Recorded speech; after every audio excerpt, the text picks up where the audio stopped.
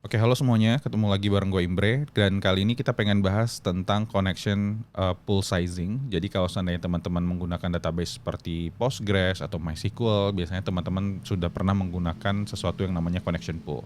Tujuan connection pool ini biasanya kita gunakan untuk meningkatkan performa dari aplikasi karena proses membuat connection TCP itu biasanya mahal. Biasanya yang dilakukan adalah kita akan inisiasi satu set connection yang nanti bisa kita gunakan untuk memproses atau melakukan query ke database. Jadi connectionnya udah ada, jadi kita tinggal pakai aja. Dan kemudian kalau udah selesai kita kembalikan ke pool. Makanya namanya connection pool. Nah, di sini ada case yang menarik yang dibahas. Dia bilang bahwa kalau seandainya kita punya 10.000 simultaneous front end user, kira-kira berapa banyak sih database connection yang kita butuhkan? Atau jangan-jangan pertanyaan bukan berapa banyak, tapi berapa kecil. Jadi it's not about how big, but how small the number of connection that we need.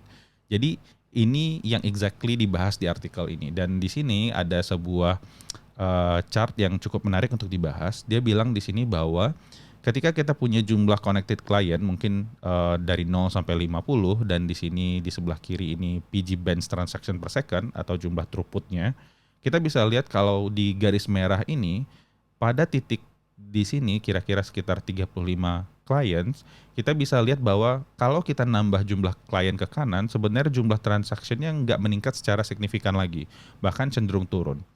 Dan begitu juga mungkin dengan kasusnya garis biru dan garis hijau. Pada titik tertentu nanti ke atasnya lagi mungkin dia akan stop menambah jumlah transaction per second-nya. Tapi kalau seandainya kita tetap paksakan jumlah connection-nya kita naikin terus, mungkin akan ada hal lain yang terjadi dengan kita.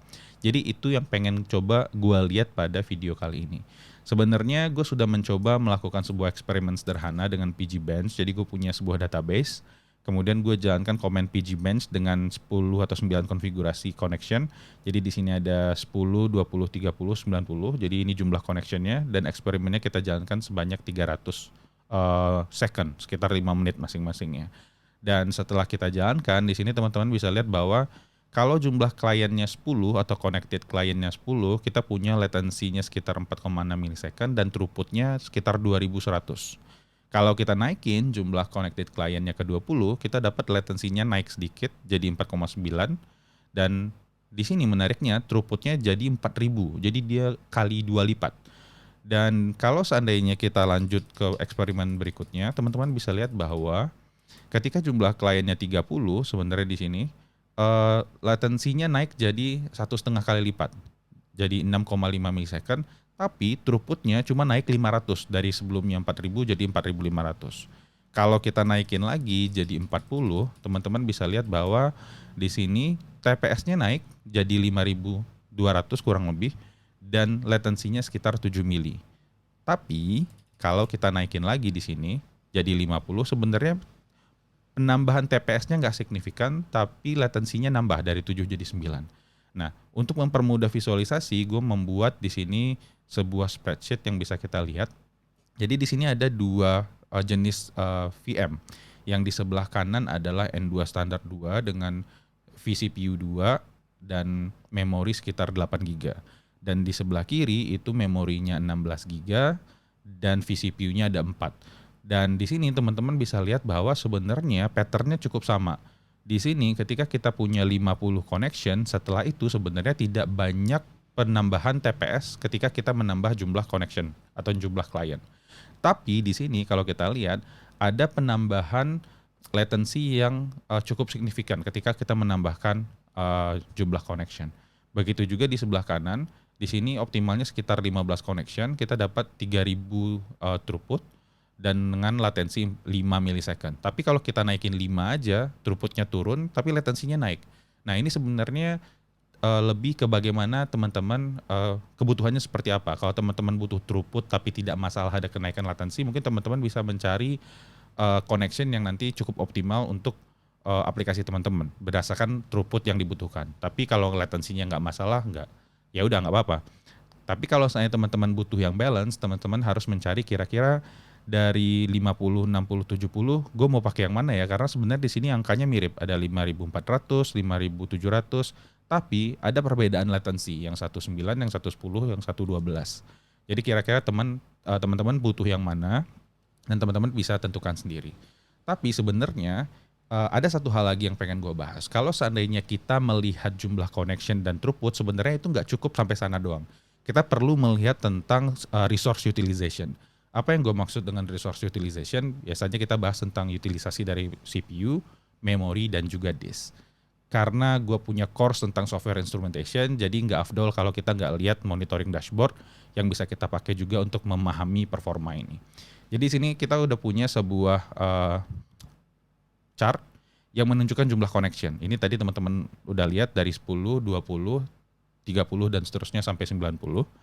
Dan kalau seandainya kita buka node exporter, di sini kita punya beberapa chart, ada banyak. Ini time window di mana gue melakukan eksperimen. Kalau kita buka di sini sedikit, teman-teman bisa lihat bahwa ini adalah eksperimen yang gue lakukan selama kurang lebih hampir 1 jam. Setiap eksperimennya tuh 5 menit, 5 menit, 5 menit. Jadi ini eksperimen pertama, 10 klien, 20 klien, 30 klien, dan seterusnya. Dan di sini ada beberapa hal yang menarik. Kalau seandainya teman-teman lihat di sini, ketika kita menggunakan 10 klien, CPU utilization-nya di sini rendah. Tapi di sini I/O weight-nya di sini cukup tinggi. Nah, kalau teman-teman belum familiar, I/O weight itu adalah waktu yang digunakan oleh CPU untuk menunggu proses I/O sampai selesai. Jadi misalkan ada proses menulis ke disk, membaca ke disk, dan segala macam. Di sini kita bisa lihat bahwa CPU utilization overall-nya itu sekitar 50-60%, tapi I/O weight-nya tinggi. Artinya di sini belum optimal karena CPU-nya lebih banyak nganggur ketimbang melakukan sesuatu. Seiring dengan kita naikin jumlah connection-nya, CPU utilization-nya di sini juga terus naik. Sampai kita dapat angka optimal TPS kira-kira sekitar di sini. Nah, kalau tadi teman-teman memilih di 50, berarti sini teman-teman akan memiliki CPU utilization sekitar 80-90. Nah, biasanya kalau kita ngomongin performance aplikasi, biasanya kita pengen CPU utilization itu di antara range 60-80. Kalau 80 nih sebenarnya cenderung tinggi, bahkan di sini kalau teman-teman lihat ini udah sampai hampir 90 ya.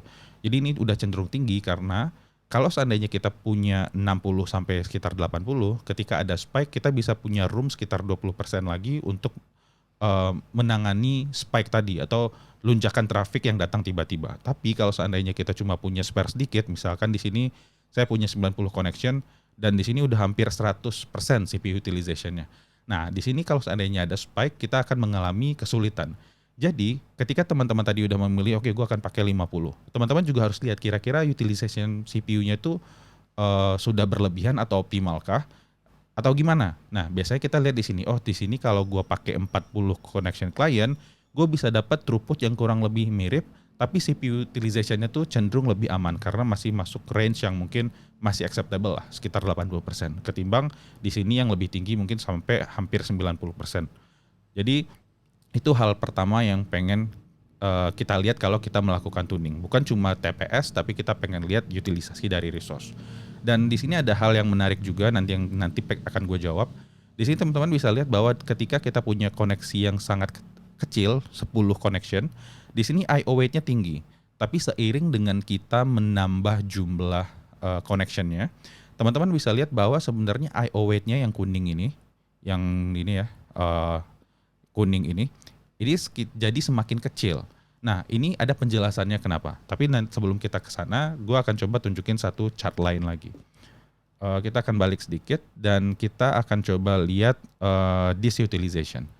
Di sini menariknya adalah kalau teman-teman lihat di eksperimen pertama di mana jumlah connection kita itu kecil, utilisasinya itu malah lebih tinggi disknya. Ketika kita menambah jumlah connectionnya, di sini kita bisa lihat bahwa utilization disknya juga semakin mengecil. Nah, tapi lagi-lagi kita pengen punya angka yang optimal. Biasanya angka yang optimal itu sekitar 70% sampai 60-80% lah. Kalau 80% udah cukup tinggi tapi masih oke. Tujuannya sama supaya kita bisa punya room untuk menangani spike traffic. Nah, di sini jadi menarik. Kenapa ketika jumlah connected kliennya makin besar, yang artinya mungkin throughput-nya itu juga semakin besar, I/O utilization-nya jadi semakin rendah. Nah, ini hal yang sebenarnya pengen gue jawab karena gue penasaran, jadi gue coba tanya ke ChatGPT itu kenapa. Jadi gue coba tanya ke ChatGPT, ketika gue punya jumlah connection yang sedikit, gue melihat bahwa ada increase in I/O weight in CPU dan juga disk utilization yang tinggi. Tapi ketika jumlah koneksi yang lebih banyak, disk utilization seems lower. Nah, di sini dia bilang, di sini related bagaimana dengan PostgreSQL nge-manage connection dan disk I/O. Jadi ketika kita punya jumlah koneksi yang sedikit dari connection pool kita, masing-masing connection itu akan menghandle lebih banyak query atau workload secara sekuensial. Akibatnya adalah connection tadi akan membuat higher I/O wait times dan juga increase disk utilization. Jadi ini ada penjelasannya ya. Jadi kalau lower connection pool, yang terjadi adalah increase in I/O wait. Ini sebenarnya masuk akal banget ketika kita punya lebih sedikit koneksi, artinya akan lebih banyak queue pada I/O operation. Akibatnya CPU kita akan lebih banyak menghabiskan waktu untuk menunggu proses I/O tadi sampai selesai. Karena kalau seandainya satu connection dipakai untuk banyak query, masing-masing query itu harus nunggu dulu sampai selesai dan barulah query berikutnya bisa digunakan. Jadinya untuk menunggu itu kita butuh waktu, CPU-nya itu malah nunggu instead of menggunakan waktu tunggu itu untuk memproses query-query yang lain. Jadi makanya I/O weight-nya tinggi. Berikutnya kita coba lihat higher disk utilization. Di sini dia bilang bahwa with fewer connection handling more queries, disk I/O becomes a bottleneck. As each connection might be performing more I/O intensive tasks. This lead to higher disk utilization. Ini sebenarnya agak counterintuitif ya. Dengan sedikit koneksi dia bilang bahwa disk I/O bisa jadi bottleneck. Nah, permasalahannya di sini adalah kalau kita punya sedikit koneksi, artinya akan semakin banyak hal disk I/O atau operasi disk I/O yang harus kita lakukan dengan menggunakan koneksi tadi. Akibatnya koneksi tadi masing-masingnya bisa memberikan beban yang berlebihan kepada disk. Makanya pada titik ini, pada situasi ini, disknya utilisasinya jadi lebih tinggi ketimbang nanti kalau kita punya higher connection pool di mana kita bisa mendistribusikan load I/O-nya itu ke banyak connection supaya nanti bisa diproses juga dengan lebih smooth oleh si disknya. Sekarang kita coba lihat kalau higher connection pool. Di sini dia bilang bahwa reduce disk utilization with more connection available. Kalau lebih banyak connection yang available, workload-nya itu bisa didistribusikan ke sejumlah connection tersebut. Dan jadinya masing-masing connection itu punya load yang semakin ringan juga. Artinya ketika kita mendistribusikan itu, kita juga bisa meringankan pekerjaan dari disk I/O. Jadi akibatnya disk utilization-nya juga makin rendah. Dan karena kita meningkatkan jumlah connection pool-nya, sisi lainnya adalah CPU kita jadi lebih optimal karena sekarang I/O weight-nya itu jadi lebih kecil. Jadi ketika CPU itu menunggu I/O, dia juga bisa menggunakan CPU tadi untuk memproses request-request lain. Jadinya I/O wait time-nya juga semakin kecil. Nah, jadi inilah pentingnya kenapa kita perlu mencari balance antara jumlah connection kita dengan latency, dengan throughput, dan juga dengan resource utilization. Karena kalau seandainya kita asal pilih, kita tidak tahu kapan aplikasi kita bisa menggunakan resource tadi secara optimal. Kenapa optimal itu penting? Karena kalau teman-teman bisa mendapatkan angka yang optimal, teman-teman bisa menekan cost. Karena artinya teman-teman tahu bahwa dengan cost segini, teman-teman bisa mendapatkan utilisasi yang optimal dan siap juga nantinya untuk menambah atau menerima kenaikan traffic. Jadi kira-kira seperti itu caranya. Proses tuning connection ini sebenarnya adalah proses yang iteratif. Jadi bukan sekali dicobain kemudian udah. Ini bisa teman-teman lakukan dalam jangka waktu yang cukup panjang. Kalau teman-teman punya query pattern yang berbeda, teman-teman mungkin perlu melakukan tuning lagi. Jadi bisa jadi aplikasi yang read intensive, write intensive, dan bahkan read write intensive itu memiliki konfigurasi yang berbeda. Yang perlu teman-teman lakukan adalah melakukan load test atau melakukan benchmark pada database-nya. Teman-teman bisa gunakan pgbench atau teman-teman bisa juga gunakan aplikasi yang akan memberikan load ke database. Tapi ada beberapa caveat juga kalau teman-teman melakukan kayak gitu karena jadinya pada titik itu teman-teman harus memikirkan juga apakah aplikasi teman-teman optimal atau enggak. Tapi kalau seandainya kita pengen fokus ke database, teman-teman bisa langsung gunakan pgbench saja. Jadi kira-kira seperti itu, semoga bermanfaat supaya teman-teman bisa mendapatkan aplikasi yang lebih performan. Sampai ketemu lagi di video berikutnya.